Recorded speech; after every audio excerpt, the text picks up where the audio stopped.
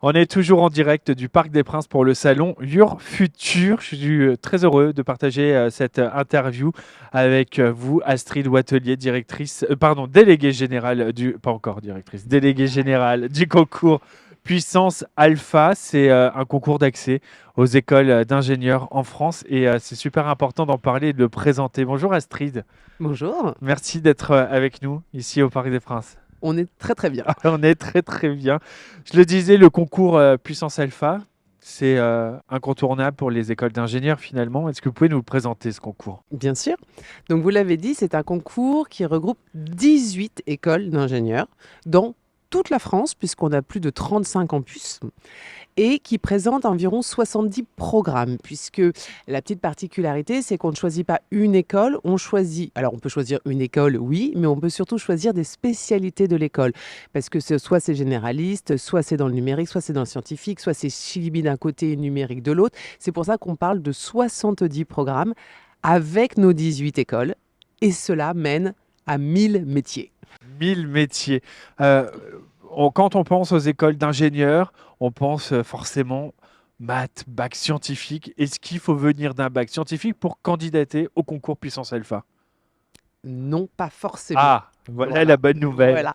Oui, pour être ingénieur, il faut des sciences. Faut pas faire croire qu'on Non. va devenir ingénieur sans sciences. Ça, ce n'est pas vrai du tout.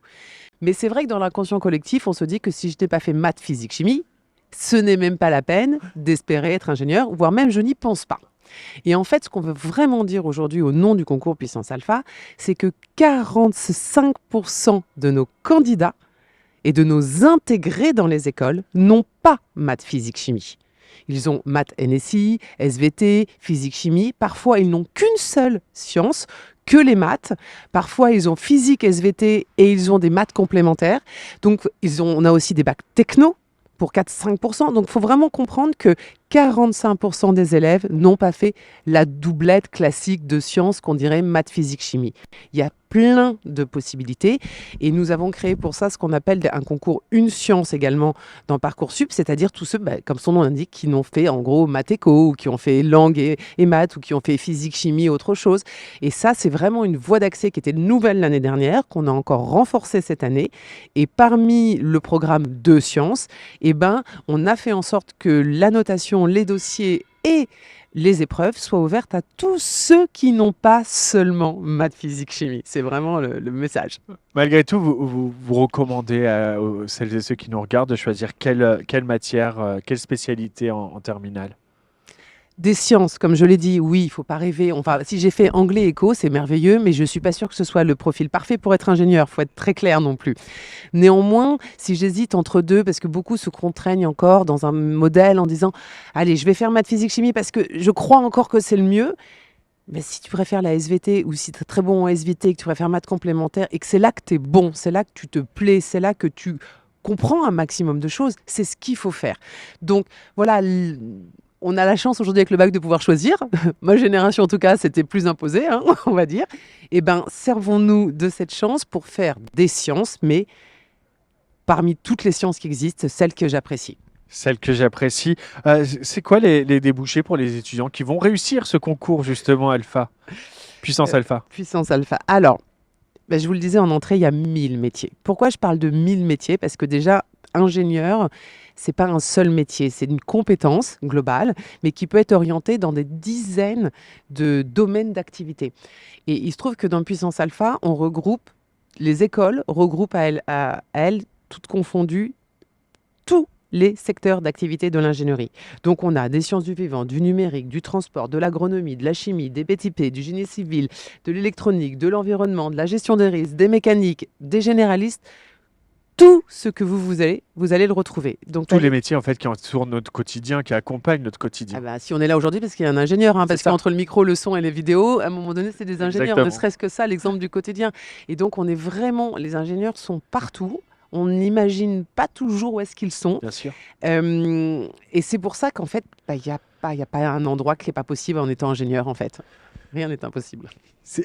Je sais que vous accompagnez aussi les étudiants. C'est quoi les programmes d'accompagnement, de préparation au concours que vous proposez?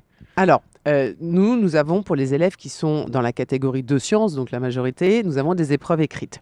Ces épreuves écrites, elles sont après les épreuves du bac, un mois après. Donc normalement, quand ils ont bien révisé les épreuves du bac, ils ont révisé nos épreuves, hein, soyons bien clairs.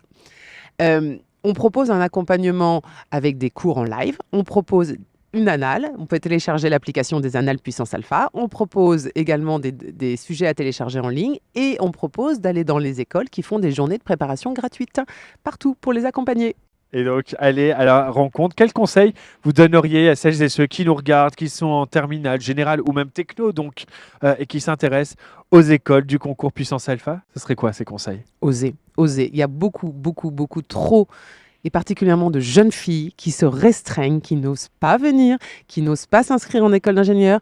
La première question que j'ai, c'est est-ce que j'ai le niveau? Est-ce que je vais réussir? C'est quoi la note que je dois avoir? Et sur quoi je dois me baser? Et moi, j'ai pas fait de physique-chimie, est-ce que je peux le faire?